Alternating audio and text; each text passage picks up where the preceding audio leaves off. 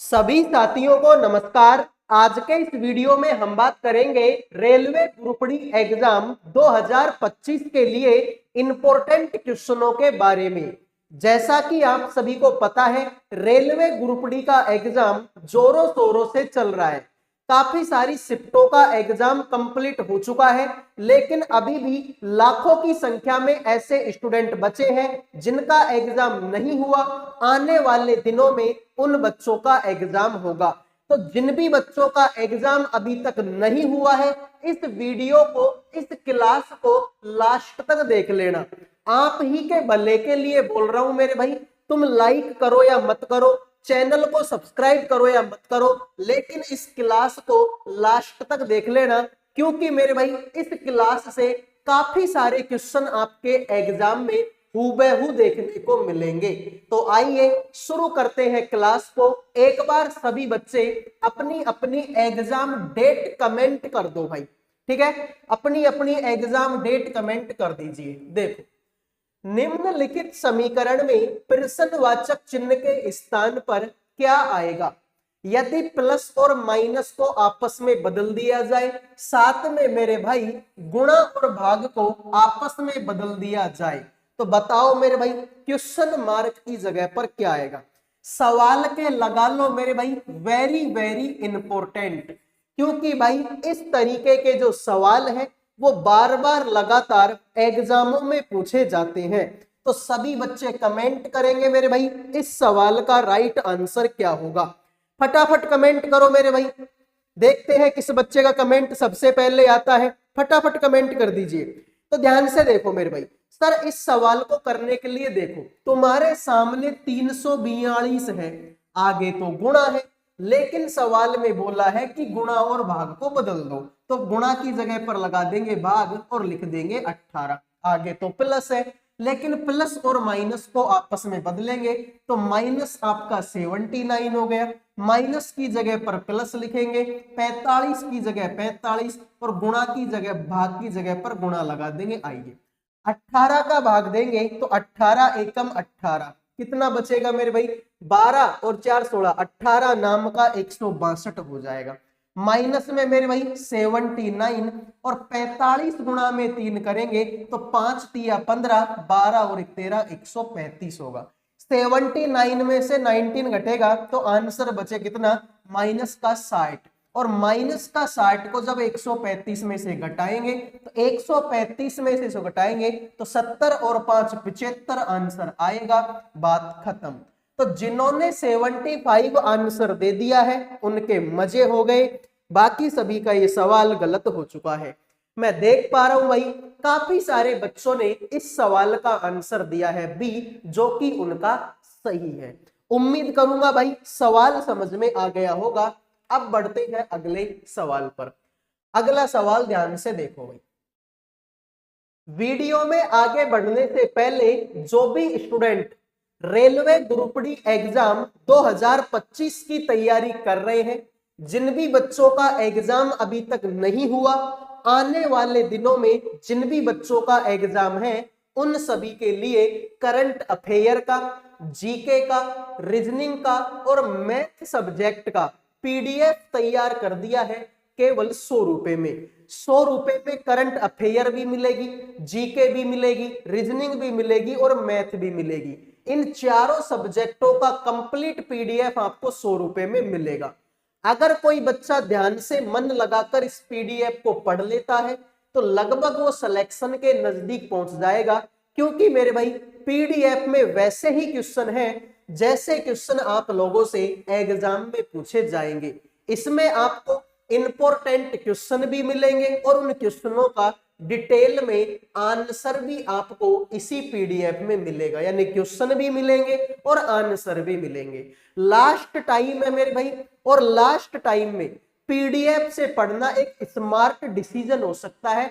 For example मैं तुमको बताऊं भाई कि मैं 1 घंटे क्लास लूंगा, 1 घंटे में मैं तुमको मुश्किल से 20 या 25 क्वेश्चन करवा पाऊंगा, ठीक है? लेकिन वहीं अगर तुम 1 घंटा पीडीएफ से पढ़ते हो तो आप लगभग 100-150 क्वेश्चनों को आंखों के सामने से निकाल लोगे। तो ये फायदा है पीडीएफ से पढ़ने का लास्ट टाइम में। तो जिन भी बच्चों को पीडीएफ चाहिए इन नंबरों पे व्हाट्सएप मैसेज कर देना।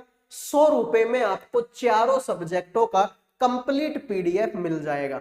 आइए अगले सवाल पर बढ़ते हैं। देखो, दिए गए संख्या जोड़ों में दूसरा नंबर निश्चित प्रदर्शन करके प्राप्त किया जाता है, पहले नंबर पर गणितीय संक्रियाएं करके।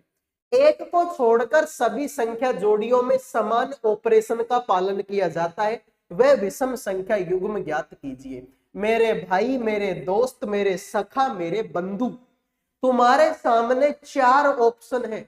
3 तो एक जैसे हैं, एक थोड़ा सा अलग है। उस अलग की पहचान आपको करनी है। काफी इंपॉर्टेंट सवाल है और जिस दिन तुम पेपर देने जाओगे आपको ऐसे सवाल मिलेंगे। आपको उस दिन मेरी याद आएगी एग्जाम हॉल में कि सर बता तो रहा था भाई वो लड़का। ठीक है भाई, तो इंपॉर्टेंट क्वेश्चन है, आ जाइए रट लो भाई। ठीक है, एक सेकंड भाई। ठीक है, लैपटॉप को चार्जर में लगाते ही क्या हो गया, हे हरिनाथ जगन्नाथम। ठीक है, हे हरिनाथ जगन्नाथम प्रेमानंदी, ये क्या हुआ? देखिए भाई कैसे मैं सवाल करूंगा, ध्यान से देखो। यहाँ पर 5 है तो सर 5 का क्यूब कितना होता है? 125। 125 में 3 जोड़ दूंगा तो 128 हो जाएगा। ठीक है सर, यहाँ पर 3 है, 3 का क्यूब कितना होता है? 27। यहाँ पर 3 जोड़ा, इसमें भी 3 जोड़ दूंगा, आंसर तो 30 हो जाएगा। ठीक है सर, यहाँ पर 7, 7 का क्यूब कितना होता है? 343।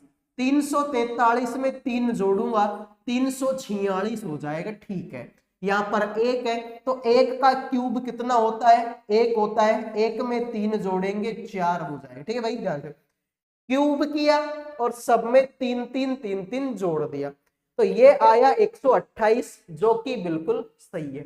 ये आया 30 जो कि बिल्कुल सही है।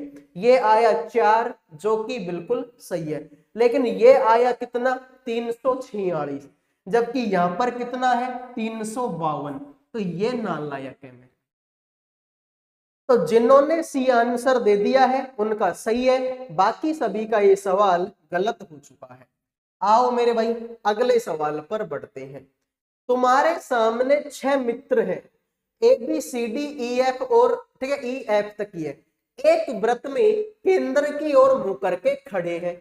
आ जाइए, बी एफ और सी के बीच में, ए ई और डी के बीच में है, एफ डी के ठीक बाईं ओर है, ए और एफ के बीच में कौन बैठा है? मेरे भाई अच्छा सवाल है। सिटिंग अरेंजमेंट के लगभग 2 या 3 क्वेश्चन आप लोगों से एग्जाम में पूछे जाएंगे। बाद में मत बोलना कि सर आपने तो हमको पढ़ाया ही नहीं। ठीक है भाई, सिटिंग अरेंजमेंट के लगभग 2 या 3 क्वेश्चन एग्जाम में पूछे जाएंगे। अब आ जाओ मेरे भाई, तो ध्यान से देखिए भाई, ए बी सी डी ई और एफ। देखो सबसे पहले तो एक वृत्ताकार मेज हमको बनानी है। कितने आदमी है सर? 6। पहला, दूसरा, तीसरा, चौथा, पांचवा, छठा। सबका मुंह केंद्र की तरफ है, यानी कि इधर को जाएंगे तो सबका दायां हाथ आएगा और इधर को जाएंगे तो सबका बायां हाथ आएगा। अब सवाल को पढ़ते हैं। तुमसे बोला कि बी एफ और सी के बीच में है, ए ई और डी के बीच में है, एफ जो है डी के ठीक बाईं ओर है। तो मेरे भाई तुम्हारा जहां मन करे वहां तुम डी को बैठाओ। मेरा मन किया मैंने डी को यहां बैठाया, तो डी के बाईं ओर कौन बैठेगा? सर एफ बैठेगा। अब तुमसे बोला कि बी जो है एफ और सी के बीच में है, तो एफ तो यही है, सी यहां पर, एफ और सी के बीच में कौन है? बी है। ई और डी के बीच में कौन है? ए है, तो डी यहां पर है, ई को यहां पर बना दो। ई और डी के बीच में कौन है? तो यहां पर ए है। अब सवाल को देखो, ए और एफ के बीच में कौन है? तो मेरे भाई ये रहा तुम्हारा ए, ये रहा तुम्हारा एफ। ए और एफ के बीच में कौन है? तो मेरे भाई डी है। तो जिन्होंने आंसर दे दिया ऑप्शन नंबर 1 उनके मजे हैं, बाकी सभी सवाल, बाकी सभी का ये सवाल गलत हो चुका है। आओ भाई, जिन भी बच्चों को कोई भी सवाल समझ में नहीं आए तो क्लास को थोड़ा पीछे लेके देख लेना, मैं गारंटी देता हूं कि वो सवाल आपके समझ में आएगा। ध्यान से देखो, यदि प्लस का अर्थ माइनस है, माइनस का अर्थ गुणा है, गुणा का मतलब भाग है और भाग का मतलब प्लस है। तो निम्नलिखित अभिव्यक्ति का मान क्या होगा? सभी बच्चे बताएंगे भाई, ठीक है। नहीं दिखाई दे रहा है क्या सवाल? ठीक है भाई, थोड़ा सा धुंधला टाइप में सवाल है भाई, ठीक है। एक सेकंड, इसको ठीक करते हैं भाई सवाल को, ठीक है। तो ध्यान से देखो भाई, एक सेकंड का टाइम दीजिए भाई मेरे को। हाँ, तो अब क्लियर देखिए, यदि प्लस का अर्थ माइनस है, ठीक है भाई, माइनस का मतलब गुणा है, गुणा का मतलब भाग और भाग का मतलब प्लस, तो निम्नलिखित अभिव्यक्ति का मान क्या होगा? ध्यान से देखो, तुम्हारे सामने 5 है तो 5 को 5 हम यहाँ पर लिख देते हैं। अब आगे आगे तो भाग है सर, भाग का मतलब तो प्लस है, तो प्लस लगाएंगे 5। आगे तो प्लस है, प्लस का मतलब माइनस लगाएंगे 5। आगे माइनस, माइनस का मतलब गुणा लगाएंगे 10, और आगे गुणा है, गुणा का मतलब भाग, तो लगाएंगे मेरे भाई 10। ठीक है भाई, अब देख 5 और 5 कितना होता है? 10 होता है। 10 माइनस का 5, 10 का भाग 10 में देंगे तो 1 बढ़ जाएगा, तो 5 गुणा में 1 5 ही होता है। तो 10 माइनस का 5 कितना होता है? 5 होता है। यही तुम्हारे सवाल का राइट आंसर है। उम्मीद करूंगा मेरे भाई ये सवाल आपको समझ में आ गया होगा। सिंपल सवाल था, मैथमेटिकल ऑपरेशन के काफी सवाल एग्जाम में पूछे जाते हैं। एक निश्चित कूट भाषा में पेंट को 80 लिखा गया, ड्रॉप को 59 लिखा जाता है, उस भाषा में बताइए मार्केट को कैसे लिखा जाएगा? तो देखते हैं आप में से कितने बच्चे इस सवाल का राइट आंसर करेंगे। ठीक है भाई, एक निश्चित कूट भाषा में पेंट को 80 लिखा गया, ड्रॉप को 59 लिखा जाता है, उसी भाषा में बताओ मार्केट को कैसे लिखा जाएगा? तो ध्यान से देखो मेरे भाई, सवाल कैसे कर पाएंगे? पेंट, इनकी नंबरिंग दो मेरे भाई, पेंट की नंबरिंग दो। तो P आएगा 16 नंबर पर, A आएगा 1 पर, I आएगा 9 पर, N आएगा 14 पर, और T आएगा 20 पर। दे सकता हूं का नंबरिंग देखो, 16 और 1 17, 17 और 9 कितना होता है मेरे भाई? 17 और 9 होता है 26, 26 और 14 कितना होता है? 40, 40 और 20 कितना होता है मेरे भाई? आपका 50 होता है। ठीक है भाई, 50 होता है मेरे भाई। तो सर इनको जोड़ने पर तो 50 ही आया, हमको तो 80 लाना था। तो ऐसे करो मेरे भाई, अपोजिट करके जोड़ो। ठीक है, अपोजिट करके जोड़ दो भाई। ठीक है, देखो P का उल्टा होता है K आता है 11 नंबर पर, A का उल्टा होता है Z आएगा 26 नंबर पर, I का उल्टा होता है R 18 नंबर पर, N का उल्टा होता है M 13 नंबर पर, और T का उल्टा होता है G जो कि 7 नंबर पर आता है। देखो 11 और 26 37, 37 और 18 कितना होता है सर? 37 में 18 जोड़ेंगे तो आंसर होगा मेरे भाई आपका 45 55 होगा। 55 और 20 कितना होता है? 75। तो इनको जोड़ने पर कितना आया? 75 आया, 75 आया। अगर इसमें 5 जोड़ दूं तो आंसर कितना आएगा? 80। तो 80 है मेरे भाई यहाँ पर, ठीक है। इनको भी अपोजिट करके जोड़ो, D का उल्टा W 23 नंबर पर, R का उल्टा I 9 नंबर पर, O का उल्टा N 12 नंबर पर, और P का उल्टा K 11 नंबर पर। देखो 23 और 9 32, 32 और 12 कितना हो गया? 44, 44 और 11 कितना? तो 44 में 11 जोड़ेंगे तो 55, कितना आया? 55। लेकिन सर हमको तो 59 लाना है, तो इसमें मेरे भाई कितना जोड़ दो? 4 जोड़ दो, आंसर तुम्हारा 59 आएगा। अब कुछ बच्चे सोच में पड़ गए होंगे कि सर ये क्या कर दिया? ठीक है भाई, इसमें तो तुमने 5 जोड़ा है, इसमें तुमने 4 जोड़ा है, तो मेरे भाई इसमें कितने अक्षर हैं? सर इसमें 5 अक्षर हैं, तो मैंने 5 जोड़ दिया। इसमें मेरे भाई 4 अक्षर हैं, तो मैंने 4 जोड़ दिया। अब इसको देख लो भाई, देखो M का उल्टा N होएगा 14 नंबर पर, A का उल्टा Z होगा 26 नंबर पर, R का उल्टा I होगा 9 नंबर पर, K का उल्टा P होगा 16 नंबर पर, E का उल्टा V होगा 22 नंबर पर, और T का उल्टा G होगा 7 नंबर पर। जोड़ो भाई, 14 और 20 कितना? 40, 40 और 9 कितना? 49, 49 और 16 कितना? 65, 65 और 22 कितना सर, ये हो जाएगा 87, 87 और 7 कितना सर 94, कितना मेरे भाई 94।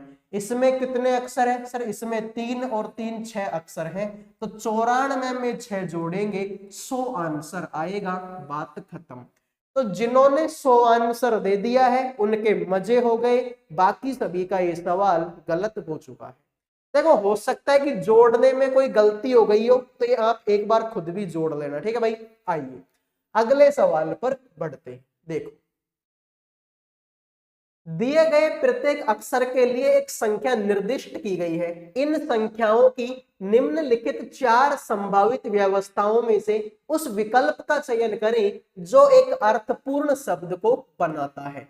ऐसा सवाल मैं आपको पहले भी करवा चुका हूं और ऐसे सवाल एग्जाम में आते हैं मेरे भाई, आते हैं। अभी भी बोल रहा हूं कि टाइम है, पढ़ लो, ऐसे सवाल एग्जाम में आएंगे।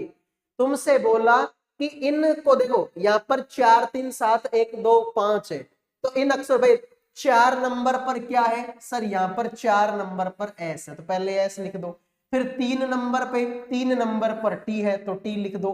फिर 7 नंबर पे यू है तो 7 नंबर लिख दो।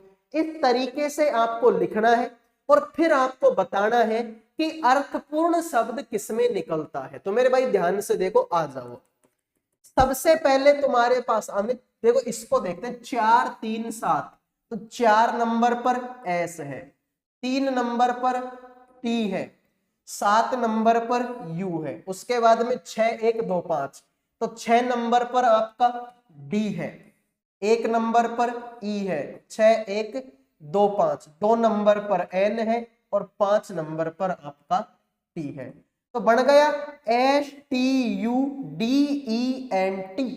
स्टूडेंट, STUDENT स्टूडेंट, मतलब इससे ही यही तुम्हारा आंसर ठीक है। आगे भी करके देख लो, विश्वास नहीं है तो ध्यान से देखो।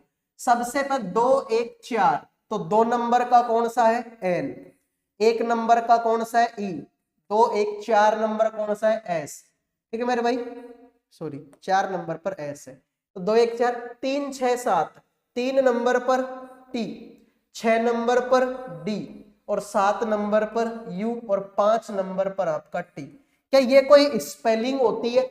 तुमने खूब इंग्लिश पढ़ी होगी, तुमने इंग्लिश में PhD कर ली, लेकिन क्या तुमने कहीं पर ये स्पेलिंग पढ़ी है NESTDUT? कोई मतलब है इस स्पेलिंग का? सर इसका तो कोई मतलब नहीं है, तो इसका मतलब ये ऑप्शन गलत है। आगे इसको भी देख लो भाई, 4 3 7, तो 4 नंबर पर एस है, 3 नंबर पर टी है, 7 नंबर पर यू है, फिर 1 6 5, 1 नंबर पर ई है, 6 नंबर पर डी है, 1 3 1 6 5, 5 नंबर पर टी है और आगे 2 नंबर पर एन है। तो मेरे भाई STUEDTN, क्या ये कोई स्पेलिंग होती है? सर ऐसी तो कोई स्पेलिंग हमने नहीं पढ़ी, तो मेरे भाई पहला ही ऑप्शन सही है, STUDENT स्टूडेंट यानी छात्र। आइए भाई अगले सवाल पर बढ़ते हैं। देखो निम्नलिखित में से किस अक्षर समूह को हैज और प्रतिशत को प्रतिस्थापित करना चाहिए ताकि के बाईं ओर अक्षर समूह युग्म के बीच अपनाया गया पैटर्न और संबंध इसके दाईं ओर के समान हो। ठीक है मेरे भाई, ध्यान से देखो, तुमसे बोला है कि हैज की जगह पर तो मैं इनमें से क्या लिखूं और प्रतिशत की जगह पर इनमें से क्या लिखूं, ताकि इनके बीच का जो संबंध है और इनके बीच का जो संबंध है वो एक जैसा हो जाए। तो अगर मेरे भाई मैं पहले ऑप्शन को देखता हूं तो बी में 2 जोड़ेंगे, पी में 2 जोड़ेंगे, ये तो वैसे ही गलत होंगे। एफ यानी 2 घटाएंगे तो ये ठीक है भाई, ठीक है।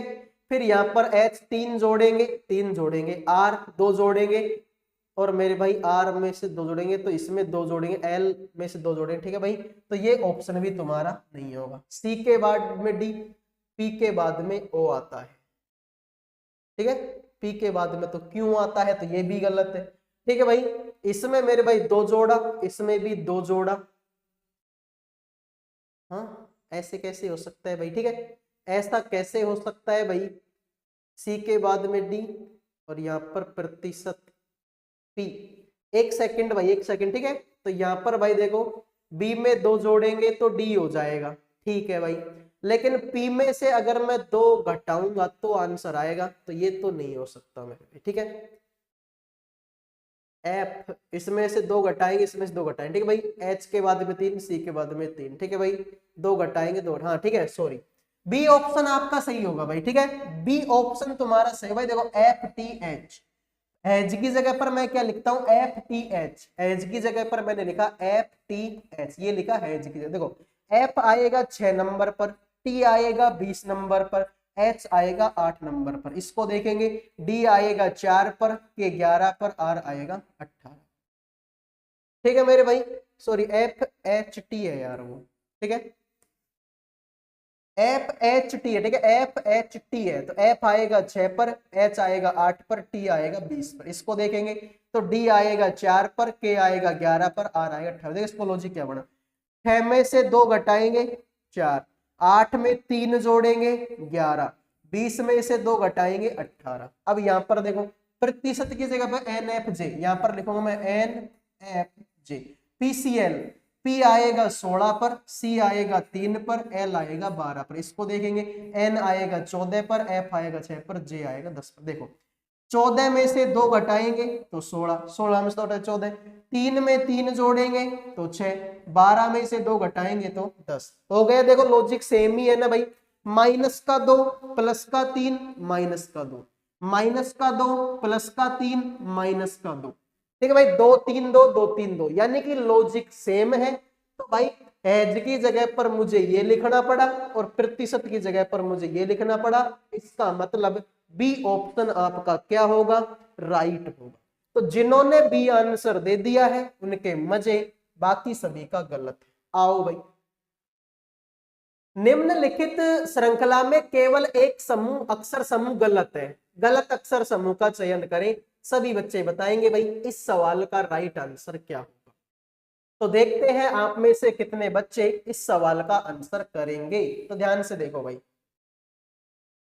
देखो देखो यहाँ पर YCG और YCG तो ऑप्शन में ही नहीं है, YCG तो ऑप्शन में ही नहीं है। इसका मतलब इस YCG को तो हटा दो भाई, फालतू में क्यों चेक करना। इसको देखो, I आएगा 9 नंबर पर, S आएगा 19 पर, C आएगा 3 पर, M आएगा 13 पर। तो मेरे भाई 9 में 10 जोड़ेंगे तो 19, 19 में 10 जोड़ेंगे तो 3 और 3 में 10 जोड़ेंगे 13। सर ये तो हमारा ठीक है, ठीक है भाई, ये तो हमारा ठीक हो गया सर। अब कुछ बच्चों को यहाँ पर तो क्या कंफ्यूजन होता है कि 19 में 10 जोड़ा तो 3 कैसे आ गया, ये कौन सी रीजनिंग है। तो मेरे भाई 19 में अगर तुम 10 जोड़ोगे तो आंसर आता है 29, लेकिन अंग्रेजी में तो 26 ही अक्षर होते हैं, तो 26 इसमें से घटा देते हैं तब जाके तुम्हारा 3 आता है। इसका मतलब ये सही है कि 19 में 10 जोड़ेंगे तो कितना आएगा, 3। आ जाओ भाई, M आएगा 13 नंबर पर, V आएगा 22 नंबर पर, ठीक है मेरे भाई, G आएगा 7 नंबर पर और Q आएगा 17 नंबर पर। 13 में 10 जोड़ेंगे तो 23 आता है मेरे भाई। देखो यहां पर देख लो, 17 में 10 जोड़ेंगे तो 7 में 10 जोड़ेंगे 17 आता है। तो यहां पर मेरे भाई 13 में 10 जोड़ेंगे तो 23 आना चाहिए भाई। कितना आना चाहिए, 23 आना चाहिए। और फिर 23 में 10 जोड़ते, 23 में 10 जोड़ते तो कितना आता सर, वो आता 33, और 33 तो सही है 33 नंबर पर। तो भाई देखो 33 अंग्रेजी में 26 होते हैं, तो 26 घटाएंगे तो 7 बचेगा, तो ये वाला 7 तो सही है। तो यहाँ पर मेरे भाई 22 की बदली क्या आना चाहिए था, 23। जब भी तो होता कि 13 में 10 जोड़ेंगे तो 23, 23 में 10 जोड़ेंगे तो 7 और 7 में 10 जोड़ेंगे तो 17। इसका मतलब ये गलत है, V की जगह पर क्या आना चाहिए था, W आना चाहिए था। इसका मतलब पहला ही ऑप्शन आपका क्या है, गलत। उम्मीद करूंगा मेरे भाई ये क्लास आपको पसंद आई होगी। पसंद आई है तो वीडियो को लाइक करो, चैनल को सब्सक्राइब करो। अगले वीडियो में मिलेंगे। जय हिंद, जय भारत।